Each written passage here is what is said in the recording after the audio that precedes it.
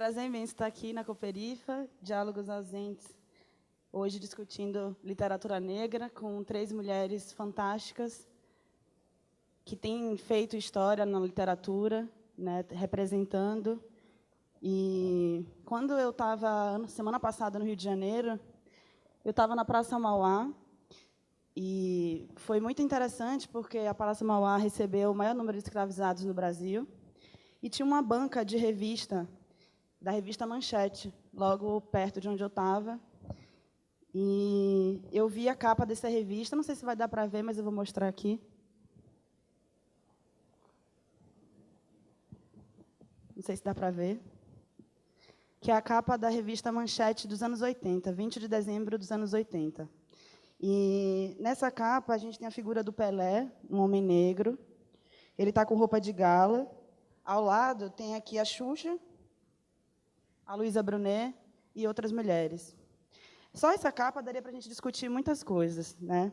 Mas o mais interessante ainda, fora a capa, que eu acho que eu espero ter a oportunidade de discutir ali em um segundo momento, tem uma matéria que diz o seguinte: o Dia Nacional da Mulata. Eu vou mostrar aqui para vocês.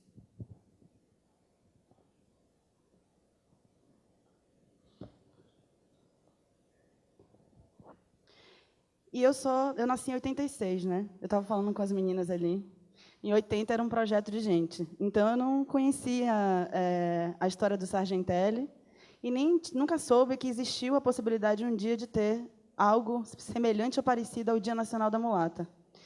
E eu vou ler essa matéria aqui brevemente, porque eu acho que ela serve como dispositivo para a gente entrar na discussão de hoje, para falar muito sobre essas relações dentro do processo de criação literário, na construção de contranarrativas. A matéria diz assim: as mulatas que não estavam no mapa, agora estão. Tudo por obra e graça do mulatólogo Oswaldo Sargentelli. Contando com o apoio amplo, geral e irrestrito de outros mulatólogos célebres, ele resolveu instituir o Dia Nacional da Mulata, que será comemorado a partir deste ano, da graça de 1980, a cada dia 8 de dezembro. 8 de dezembro é dia de Nossa Senhora, né? As razões que levaram Sargentelli a escolher um dia para homenagear as mulatas deverão contar, ele tem certeza, até com o apoio das feministas. Nesse dia, prossegue Sargentelli, pretendemos mostrar como a mulata conseguiu superar as barreiras que a nossa sociedade lhe impôs, conquistando posições às quais antes não tinha acesso. Hoje, graças a Deus, vemos mulatas médicas, advogadas, enfermeiras-chefes, engenheiras, psicólogas, sociólogas, historiadoras, deputadas estaduais e em outras funções de nível universitário.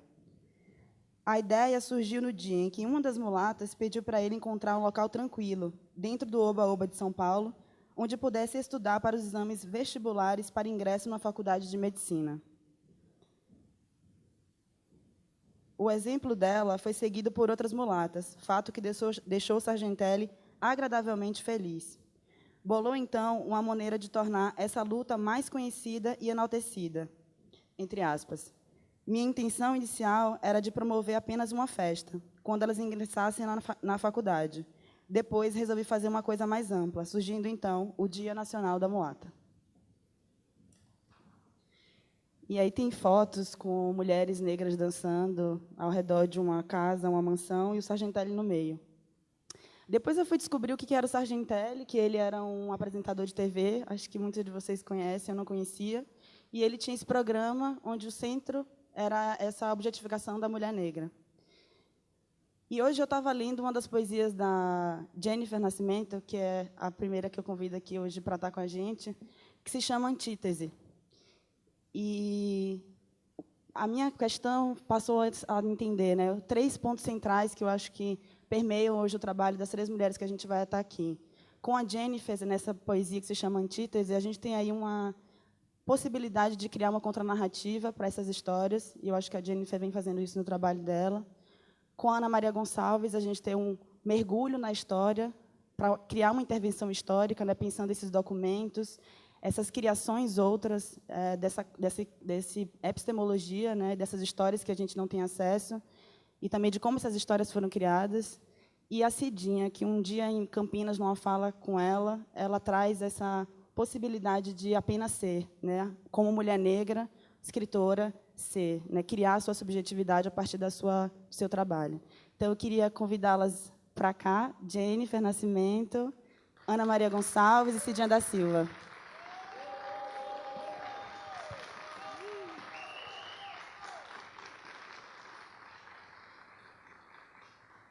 Eu estou com todo cuidado com essa revista, porque ela custou carinho, assim, foi R$70, tive que dar uma chorada lá no Rio de Janeiro.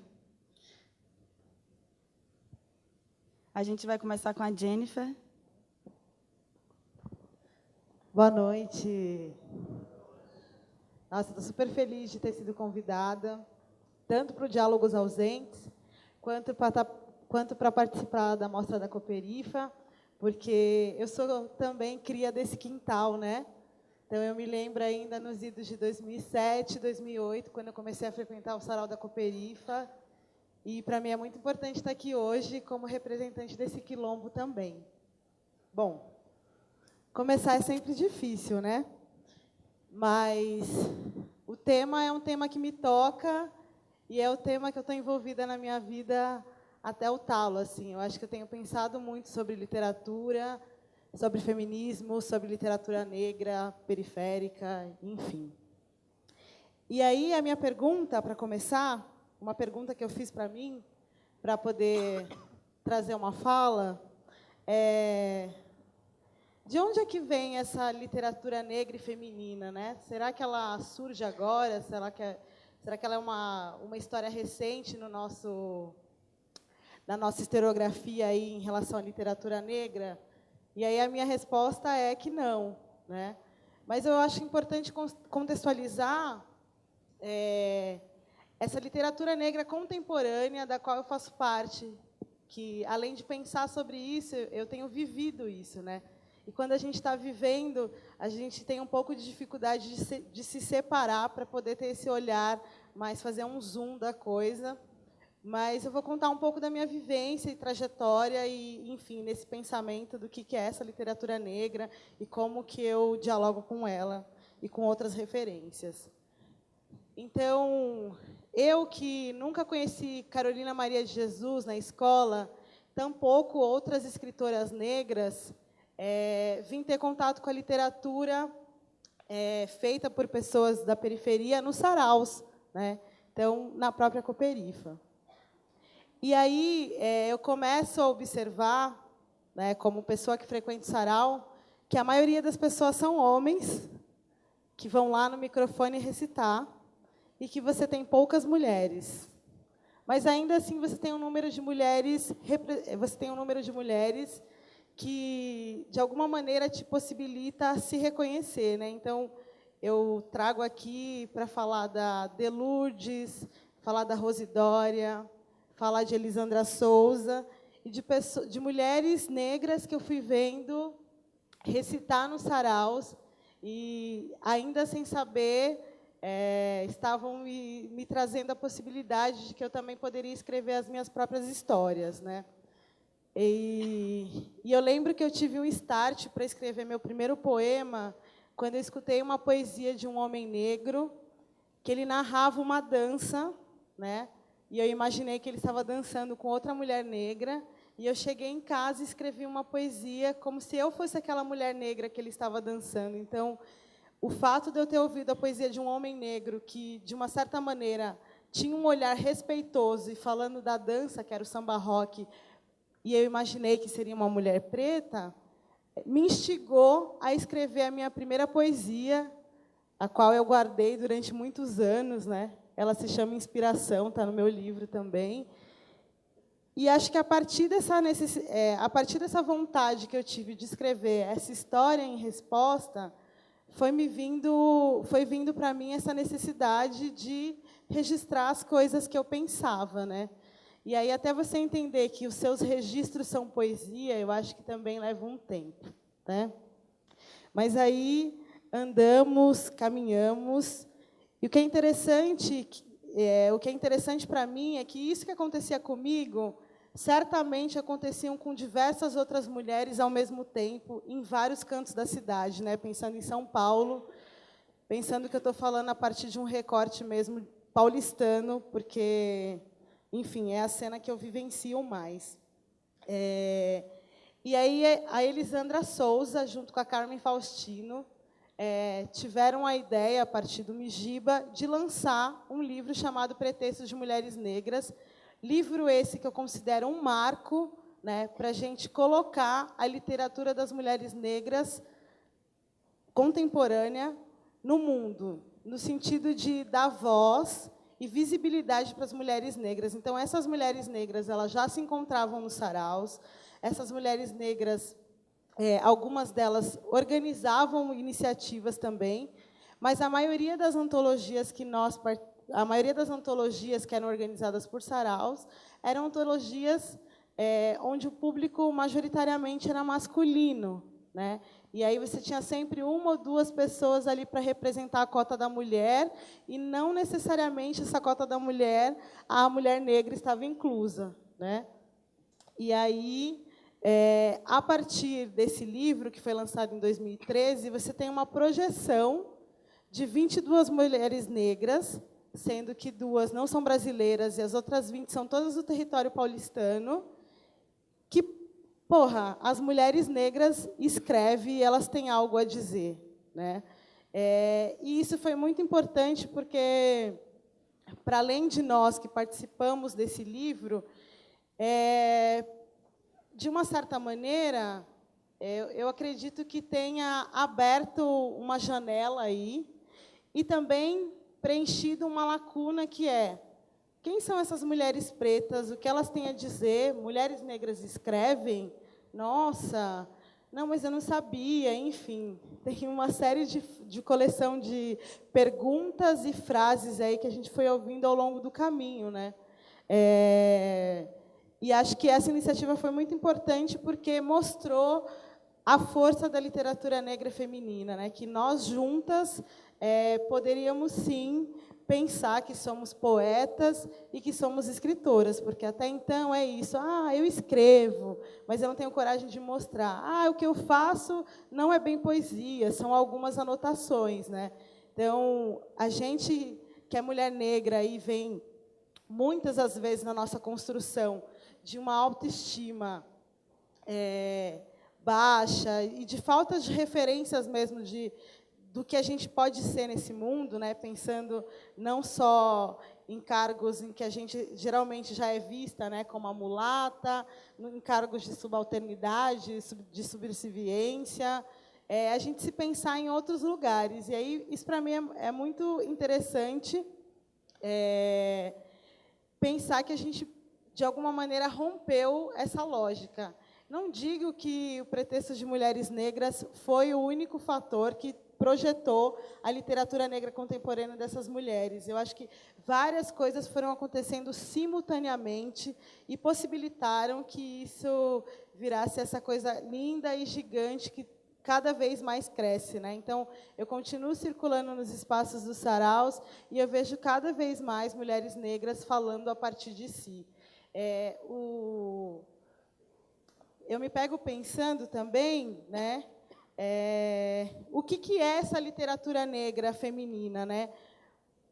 Será que eu, sendo mulher negra e escrevendo sobre qualquer tema, já sou em si uma legítima representante da literatura negra?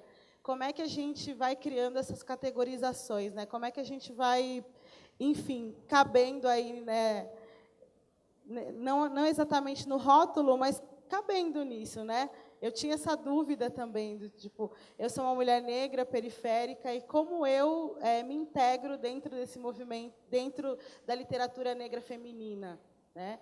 E aí eu tenho lido muitas mulheres negras, né? E tenho descoberto na literatura negra algo que eu não encontrei em nenhuma outra literatura. Isso não quer dizer que as outras literaturas sejam menos importantes, né? A gente precisa pensar que nós somos um povo muito múltiplo, né? E ainda assim, a maioria de nós somos negros, e a maioria de nós somos mulheres. Então, aonde estão essas pessoas, né? Será que elas não têm o que dizer a respeito delas mesmas? Então, eu, que não tinha tido contato com literatura negra na escola, e mesmo dentro dos saraus eu tive algum ou outro lampejo de algumas referências de escritora, tenho tido a oportunidade de dialogar com escritoras de outra geração. Então, a minha resposta é: a literatura negra e feminina ela não surge agora, né? E isso é que é o mais maravilhoso, a gente pensar nesse diálogo intergeracional possível e necessário para nós que estamos aí nesse front aí, escrevendo a partir das nossas próprias experiências, falando da gente de diversas maneiras. Então, eu queria só trazer aqui a menção de algumas escritoras negras muito importantes: Conceição Evaristo, Geni Guimarães, Miriam Alves, Esmeralda Ribeiro, a própria Ana Maria, que está aqui, a Cidinha, que são também referências para mim, né? O que eu acho importante dizer aqui é que eu estou me construindo dentro desse processo, e eu creio que várias mulheres negras que escrevem também estão nesse processo de descoberta, né? Porque a gente sempre costuma falar a partir do que já é dado, do que está pronto, e que a gente tem que ter opinião e resposta a respeito de tudo. E eu me coloco aqui muito aberta nesses questionamentos, porque é algo que eu estou vivendo, né? É algo que, para mim, brilha muito os olhos, porque não está separado da minha experiência. E aí, como que está de tempo? Gente, eu estou tão nervosa. Não fique nervosa. Eu controlo o tempo aqui. Tá bom. E aí eu vou pensar aqui, será que as mulheres da literatura negra e feminina elas estão falando das mesmas coisas? Sobre o que essas mulheres estão falando, né? Sobre o que nós estamos falando, né? E aí eu me fiz aqui uma cartografia, porque nós, mulheres negras, somos muito diversas. E, por isso, a nossa literatura é muito diversa, né?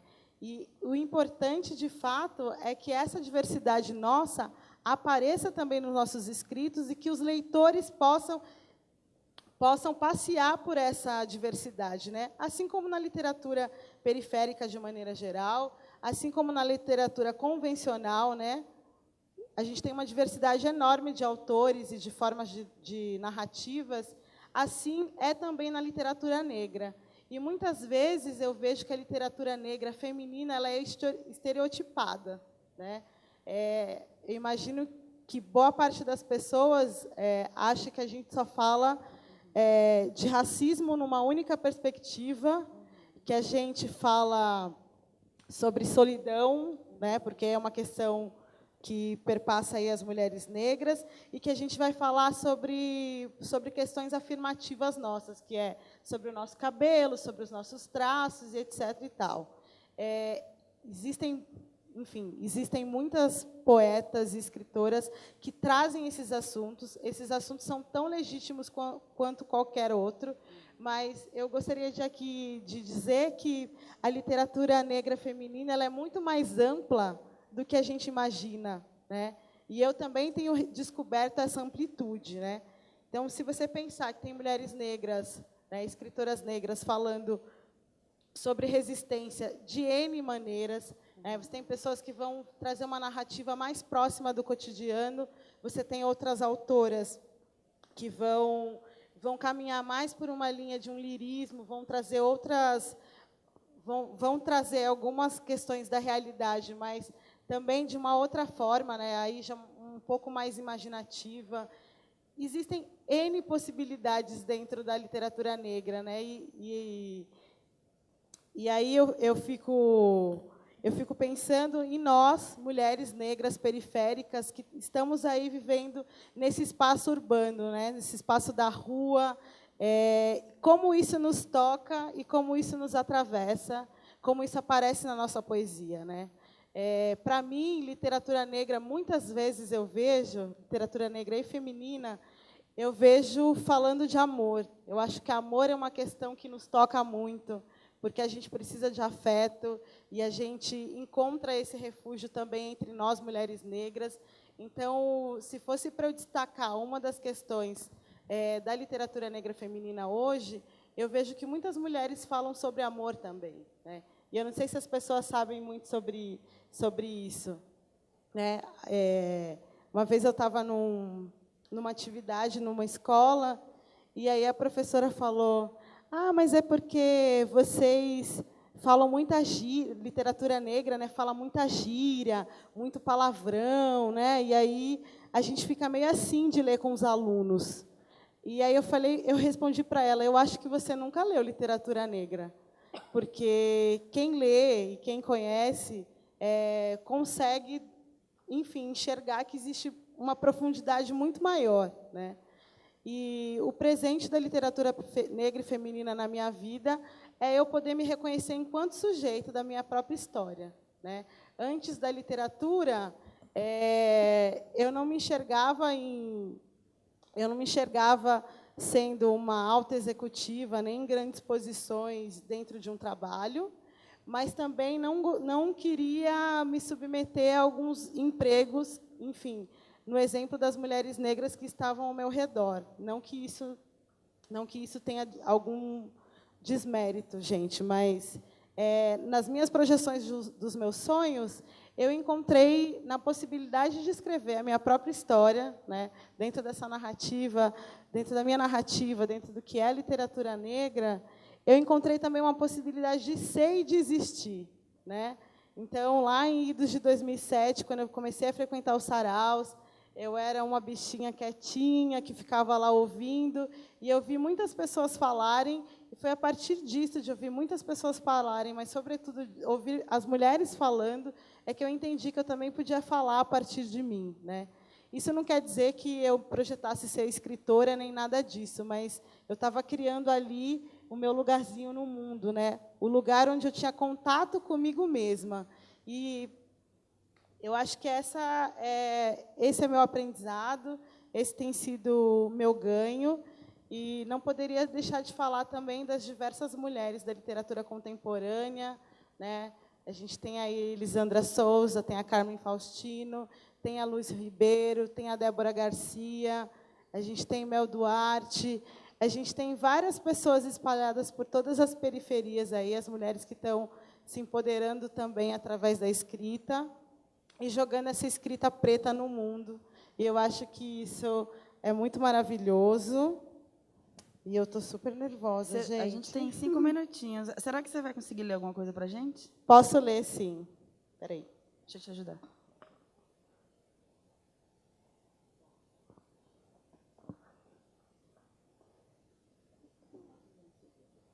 Posso? Eu ia fazendo ler pedido. outra. Tá bom. Bom, engraçado desses diálogos, eu estava lendo uma poesia da Esmeralda Ribeiro, que se chama Ensinamentos, e ela vai falar sobre o negro invisível, né? Essa ideia da gente ser mágico, da gente ser invisível. E eu conheci essa poesia da Esmeralda Ribeiro recentemente, e eu já tinha escrito uma poesia chamada Desensinamentos, né? E aí eu conversei com ela e fiquei falando sobre esses diálogos que os nossos textos têm, né? Mesmo 20 anos depois, como a gente consegue estabelecer o diálogo entre o que foi escrito nos anos 80 e o que está sendo escrito agora, porque, enfim, porque ainda há muito para ser dito. Então, eu vou ler Desensinamentos. Estão a moldar os nossos pensamentos, a roubar a nossa autoestima. Nos ensinaram a andar cabisbaixo, corpos curvados encaram o chão, como se olhar o céu ou o fronte não fosse algo permitido para negras lavadeiras, cozinheiras, professoras, balconistas, cabeleireiras e universitárias como nós. Nos ensinaram que somos feias. As capas das revistas não nos querem. Os garotos na escola não nos querem. Os cargos executivos não nos querem. Os maridos não nos querem. Reparem bem no que dizem. Está assim, tudo desproporcional, grande demais, escuro demais. Pelo menos ajeitem esses cabelos. Estão a moldar os nossos corpos, a tirar nossa expressividade. Nos ensinaram coreografias pré-moldadas, em que o balanço e a espontaneidade não cabem. E assim, pouco a pouco, deixamos de dançar. Somos corpos reprimidos que pairam, por medo de errar a coreografia, de errar a medida, de errar. Corpos doentes, corpos endurecidos, corpos infelizes. Estão a moldar os nossos sentimentos, a negligenciar o nosso sentir. Nos ensinaram a ser fortes, a aguentar o sol forte queimando a pele ao carregar a lata d'água na cabeça, a aceitar a humilhação da patroa, a parir sem gritar ou gemer, a criar os filhos sozinhas, a esconder o choro de solidão, a não pedir ajuda de ninguém, a esquecer de si mesma. Pior, nos ensinaram a calar, a não dizer o que sentimos nem o que pensamos. As coisas são como são e pronto, está entendido? Na prática, ninguém costuma mesmo dar ouvidos a uma mulher, a uma negra. Que diferença faz o que você disser? Quantas vezes adiantou falar? Eles sempre dirão, você fica tão bonitinha assim, calada. Por isso, aprender a calar antes que te calem. Então um dia,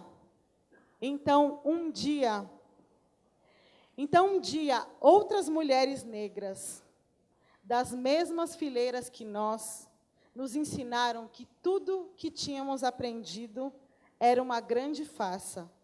Foi quando aprendemos a lutar. Ensinamentos.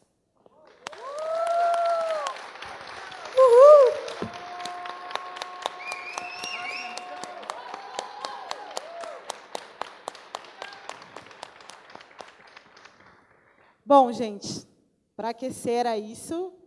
Desculpa, eu realmente estava super nervosa, mas não é fácil falar para essa galera toda aí, ainda mais no quintal de casa, né? Eu acho que falar para pessoas que eu não conheço é mais tranquilo do que falar aqui. Nossa, obrigada. Fiquei emocionada com essa poesia muito linda. E engraçado que eu fiquei pensando hoje de manhã, porque eu também li a poesia da Cidinha, que fala sobre amor e fé. E eu venho me questionando muito sobre esse lugar de estar sempre nos colocando no lugar da produção artística, em que a gente tem que, como você falou, ter esse lugar da posição das ações afirmativas e de sempre falar de resistência. E teve uma vez que eu estava conversando com a Cidinha em Campinas, e a Cidinha trouxe isso muito forte na conversa, e eu fiz, uau, a gente, de fato, não pode, não necessita estar só nesse lugar sempre. A gente usa das artes, em todas elas, como uma forma e um veículo de comunicar, mas e quando a gente quiser falar de amor, quiser falar de alguma outra coisa? E essa é uma recorrência sempre dentro do Diálogos Ausentes. O programa começou nas artes visuais, depois a gente passou para as artes cênicas, agora a gente está no audiovisual, e essa é sempre uma questão que atravessa todas as áreas de expressão. E, então, eu queria convidar a Cidinha para falar um pouco para a gente. Você passa o microfone? Agradecer também pela presença. Oi, boa noite. Eu quero agradecer à Cooperifa pelo convite. É uma alegria, uma honra muito grande participar dessa festa de 15 anos. E eu vou ler aqui um texto inicial que eu tinha marcado e perdi.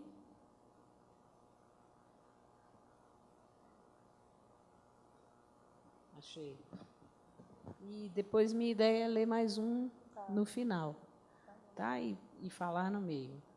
Então, é um texto de um livro que eu publiquei em 2014, que se chama Baú de Mildeza, Sol e Chuva, o livro, né?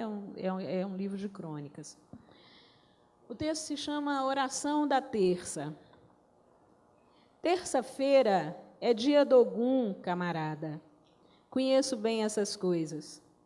Para cima de mim não cola essa patacoada de terça da grande batalha espiritual contra o mal em sua igreja. Até entendo, pois é de seu conhecimento que na rua Ogum trabalha, e antes do culto você já entregou o que é dele. Assim, garante o funcionamento da coisa e posa de milagreiro. Ogum é sujeito bom. Arrisco a pensar que se diverte com sua conversa mole de quebrar as 7 forças do mal, com esse jeito estúpido e nada criativo de tentar manipular os símbolos dele. Estou falando do numeral 7, porque a maldade é por conta de sua cabeça. Mas tome tento, o cara é bom, porém, quando embravece, sai da frente, porque não sobra cabeça sobre pescoço. A sua já está na mira da espada, abra o olho. Diferente da mensagem do panfleto entregue nas estações de trem às 18 horas, hora de Exu, bem sei, e você também sabe, para as pessoas que chegam em casa cansadas e desesperançadas, saiba que o povo dispõe comida, bebida, moedas, luz e flores nas encruzas, porque aqueles são lugares de confluência energética. Recebida a entrega orientada, é tudo troca, o povo da rua cuida de espalhar no mundo as coisas do mundo, e de quem vive no mundo em interação com as forças do universo. O amor, o ódio, a admiração, a inveja, a saúde, a doença, o bem-querer, o mal-querer, a luz, a sombra. Tudo varia na intenção de quem manipula a força. A estrada aberta pode dar em um beco sem saída, numa bifurcação ou em direções múltiplas. Depende da mestria e dos destinos espirituais do caminheiro. Os sentidos que se encontram e também se desconectam são o princípio de tudo. A encruza, então, é lugar de principiar as coisas. Com negócio de cemitério não mexo, mas certamente você tem muita experiência sobre o assunto. Que o digam os concorrentes na caçada ao rebanho que você deve enterrar por lá. Os trabalhos nas pedreiras, cachoeiras, rios e matas são mobilizadores das forças da natureza. As pedras nos trazem a noção de resistência, silêncio e a compreensão do quanto somos ínfimos diante da criação. As raízes, flores e frutos da mata, tudo o que se transforma, apresentam a impermanência do que nasce e morre, os novos estados de cada estação. Os rios e cachoeiras nos ensinam. A água que brota não cessa, cria e recria a vida, nutre segredos tal qual o rio, calmo aos nossos olhos, mas polvilhado de redemoinhos e quedas. O mar nos dá o sentido da travessia, da profundidade de sentimentos, da imensidão de horizontes, das forças maiores que fazem surgir, da inconstância das ondas, a serenidade em nós. Orixá é poesia, é amor, é lamparina acesa na noite dos tempos, é o zelo silencioso pela energia vital e pela harmonia da vida na Terra.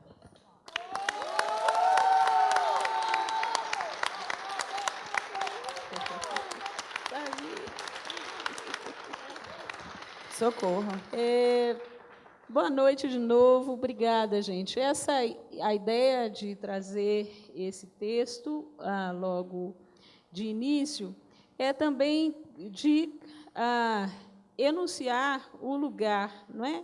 De onde eu falo. E esse lugar é de alguém que bebe muito da noção, da ideia, do sentido, do significado das africanidades, não é? Que são essa reinvenção que nós, pessoas negras, nossos ascendentes, nossos descendentes, fizemos e fazemos na diáspora africana, né? Essa reinvenção de África, que se torna uma leitura contemporânea, que dialoga com diversos elementos tecnológicos, históricos, de memória, e que estão presentes na nossa literatura, que confluem e fundamentam a nossa literatura.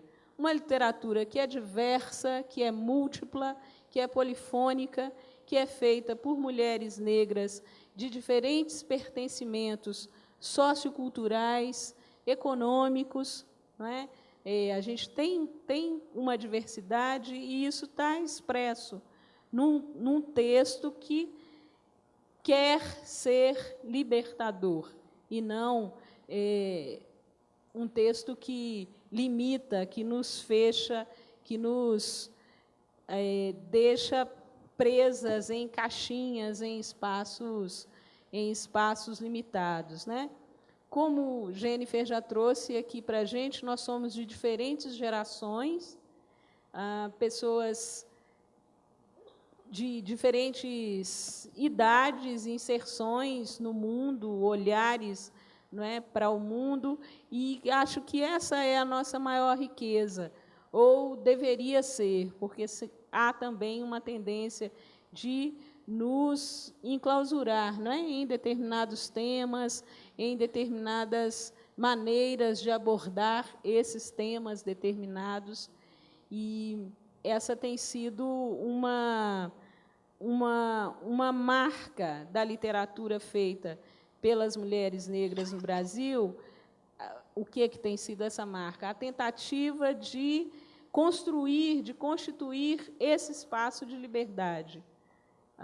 Falo de maneira bastante demarcada do meu lugar, né? Eu procuro muito construir esse espaço de liberdade, né, que me permite falar dos temas que mais me interessem. E esses temas mudam, como eu sou uma pessoa que muda, né, como eu sou uma mulher que muda sempre.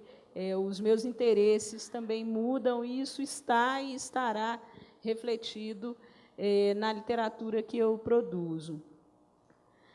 Nós tivemos em Belo Horizonte, eu sou de Belo Horizonte, e nessas eleições recentes, nós tivemos uma experiência muito gratificante, que foi a de conseguir eleger a vereadora mais votada da cidade, né, que é uma mulher negra, chamada Áurea Carolina, que saiu de um movimento chamado Muitas pela Cidade que Queremos. E a Áurea conseguiu um fato fantástico, que, além de ser a vereadora mais votada desse pleito, ela foi a vereadora mais votada das 3 últimas eleições e a mulher mais votada da história das eleições de Belo Horizonte, das eleições municipais. E por que eu quero trazer essa história? Porque como a nossa presença nesse espaço aqui e em outros espaços literários, né, acontece uma ampliação de espaço para as mulheres negras em cadeia. Eu venho acompanhando as entrevistas que a Áurea vem dando, né, em Belo Horizonte, em outros lugares, e tem havido sempre um cuidado de convidarem jornalistas negras, mulheres negras, para entrevistá-la, né? E é algo em cadeia que vai acontecendo e que amplia os nossos espaços de atuação. Então, um elemento que eu gostaria de ratificar, né, de chamar novamente a atenção, é a polifonia, as múltiplas vozes do nosso fazer literário, né? Um convite para que as pessoas nos leiam também com esse olhar múltiplo, que se permite descobrir diferentes histórias e diferentes autoras na escrita de uma mesma autora, né? Diferentes vozes, diferentes momentos. Como é que eu estou de tempo? Tem quanto tempo? Que eu me organizo melhor. Tem 5. Então, eu vou ler mais um texto aqui, um texto bastante diferente do que eu li.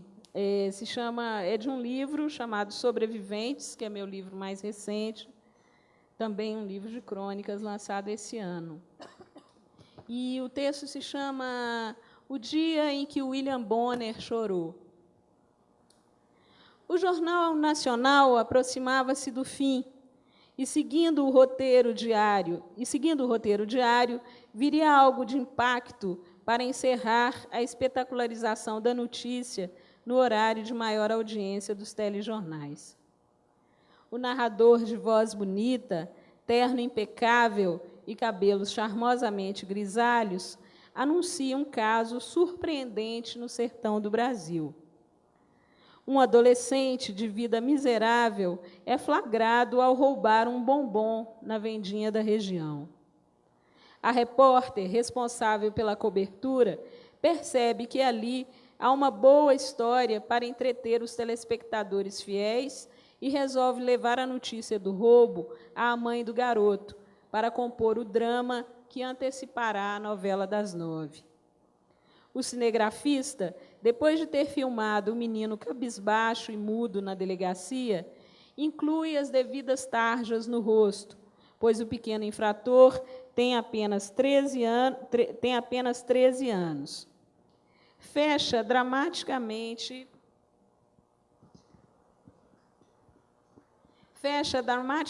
o ângulo da câmera no bombom solitário sobre a mesa do delegado e, junto com a repórter, ruma para a casa daquela que roubaria a cena e emocionaria o apresentador, a mãe do menino. No trajeto, a câmera destaca os efeitos da seca prolongada, a pobreza, o abandono. Quando chegam à casa, cumprimentam a dona, são convidados a entrar. A repórter senta em um dos 2 tocos da casa de cômodo único, cruza as pernas, equilibra-se. A mãe senta na cama de forquilha, 2 troncos finos de árvore que sustentam colchão velho, fino e torto, cama única do lugar.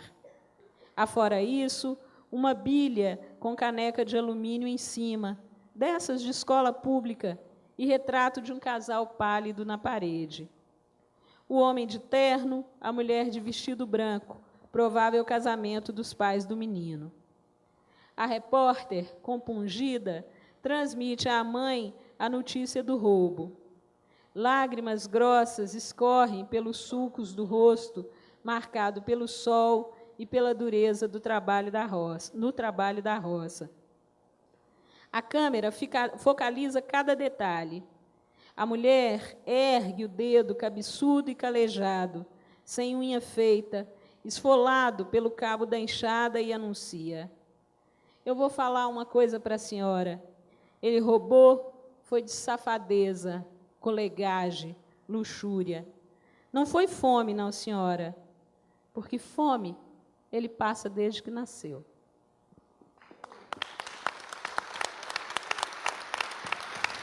Cidinha da Silva. Beleza, obrigada. Obrigada, Cidinha, obrigada demais.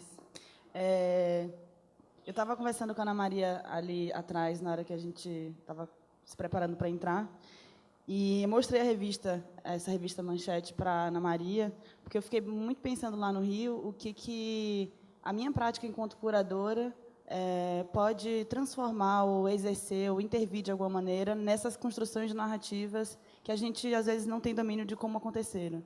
E esse Dia Nacional da Mulata, ele bateu em mim dessa maneira, né?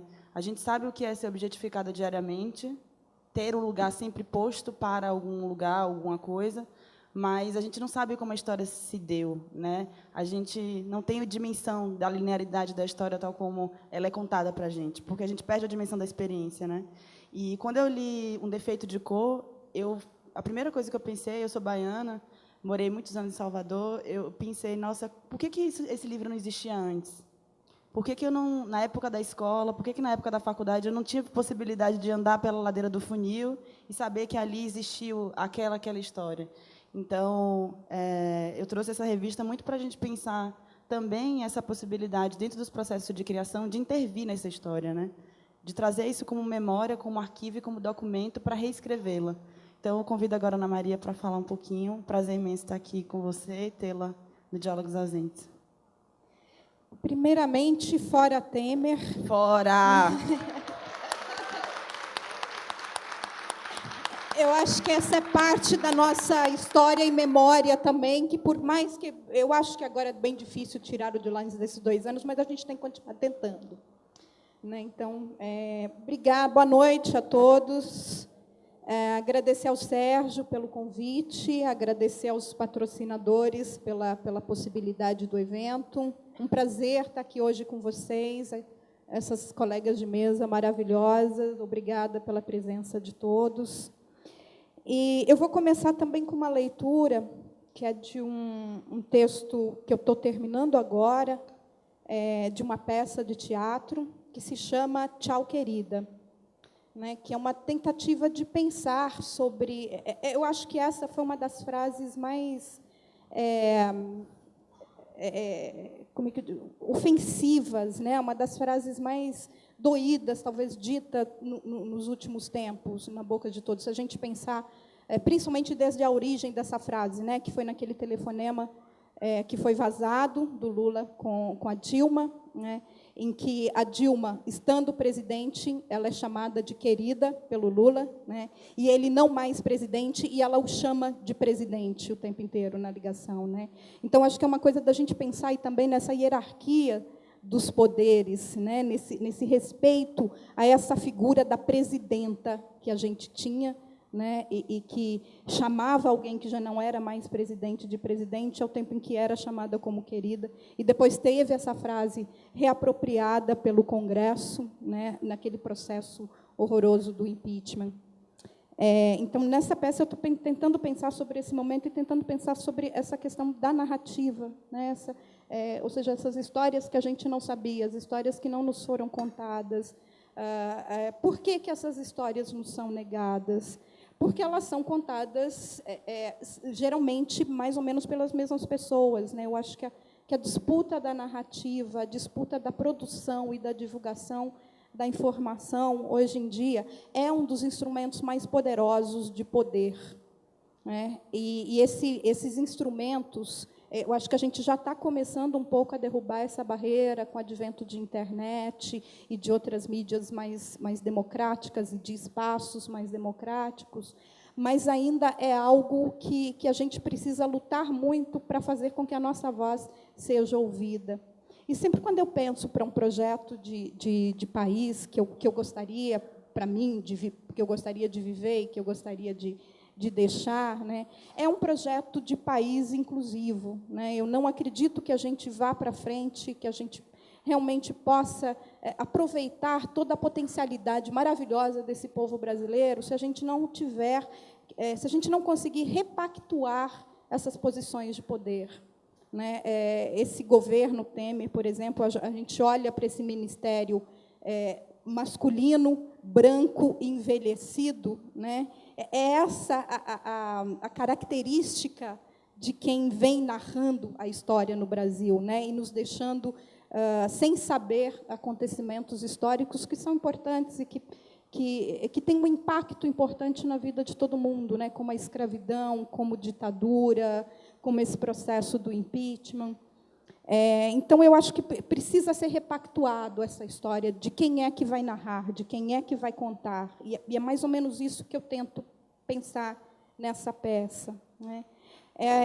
A abertura da peça, aqui que eu vou ler o trechinho, e a marcação, né, do texto seria, né, cena 1, ato 1, cena 1. No centro do palco, Índia Velha está sentada ou de cócoras sobre um ninho, na mesma posição da escultura da Justiça que há em frente ao Supremo Tribunal Federal em Brasília.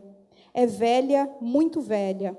Tem nas mãos, apoiada ao colo, um tacape, e sobre os olhos há uma faixa de tintura vermelha, como se fosse uma venda. Deve estar caracterizada como indígena, mas, ao mesmo tempo, parecer uma figura meio etérea, meio fantasmagórica, embora bastante real. Não há doçura nela, apenas angústia, dureza e certeza. Índia Velha, o discurso inaugural da peça por ela.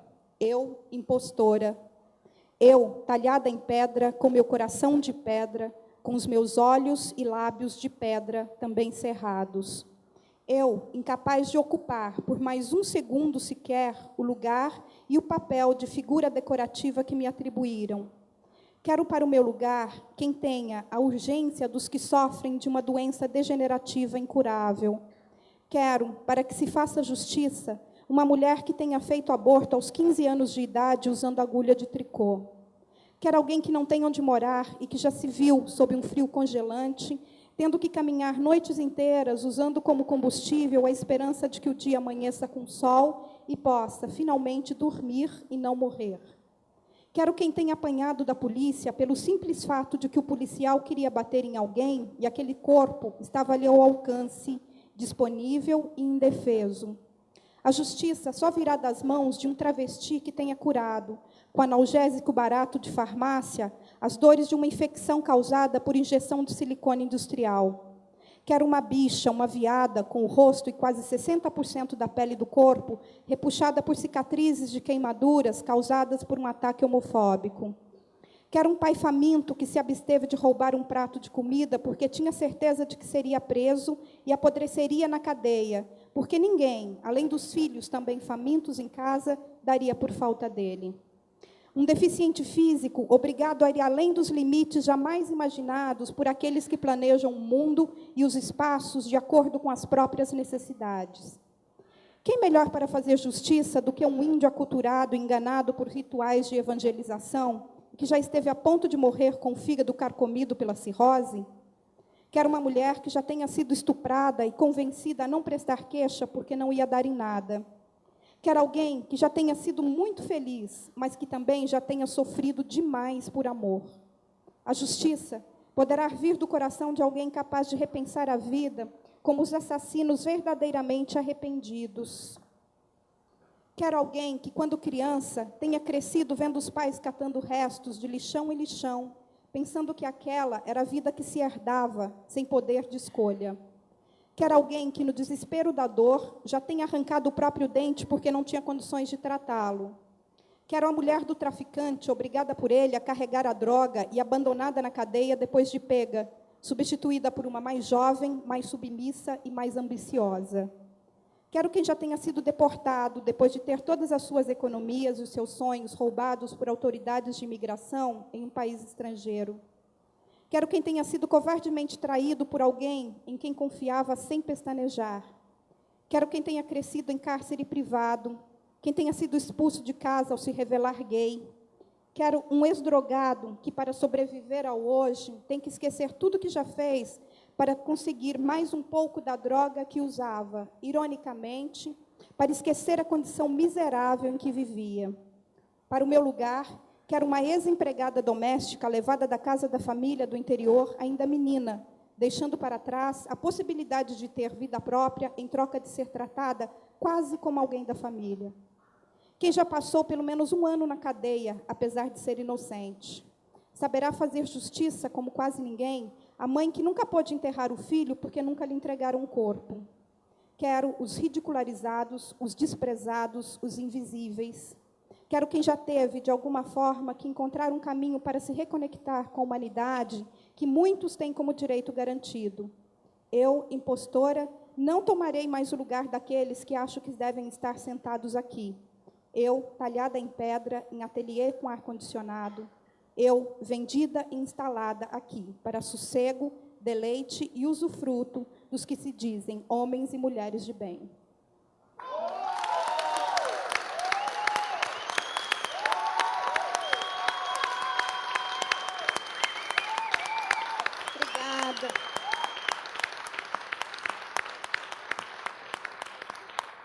Obrigada, né? Eu acho que são essas as vozes que devem ser chamadas ao diálogo, né? São essas as vozes que têm uma história diferente para contar, além dessas histórias que a gente já tem ouvido, contadas ao longo dos tempos, pelo mesmo tipo de pessoa, né? E na literatura, eu acho que isso é muito importante, principalmente na literatura feita por mulheres negras, a partir de experiências por mulheres negras, né? Porque a literatura, eu acho que é um dos campos mais elitizados, né? Onde a gente tem uma hierarquia que vem, ao longo dos anos, muito difícil de combater, né? Porque, para entrar, por exemplo, nas grandes editoras, hoje em dia, geralmente, é só indicado, né? Alguém tem que indicar alguém para que o editor leia seu livro e publique. E acaba se indicando, né, uma mesma panelinha, né, que são escritores, homens brancos, geralmente do Rio ou de São Paulo, né, que vão indicando os amigos e só essas pessoas vão sendo publicadas. Então, eu acho que a gente quebra um pouco com esse paradigma e ao entrar no mercado, né, poder contar histórias diferentes, poder contar histórias da gente.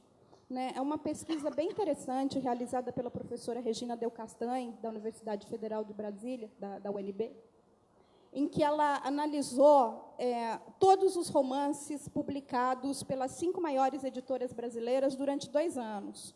E aí ela analisou tanto pelos autores, né, autores e autoras, e assim, eu não vou me lembrar dos números agora, mas quem se interessar por esse trabalho, dá uma googada no nome dela, que vocês vão ter os números certinhos, né?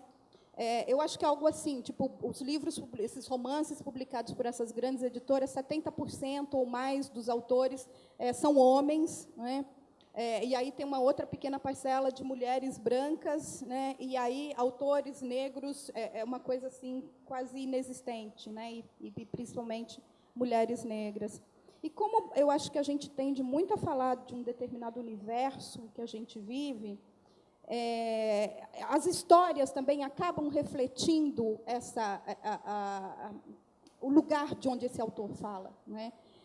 Então, uma das coisas que ela, ao analisar os personagens desses autores, uma coisa que ela viu, que ela levantou também, né, que, por exemplo, há mais personagens estrangeiros na literatura contemporânea brasileira produzida por esses autores do que negros, né? Ou seja, são escritores que convivem mais com estrangeiros do que com negros, né, que falam mais de viagens por estrangeiro, onde encontram os determinados personagens, do que com negros.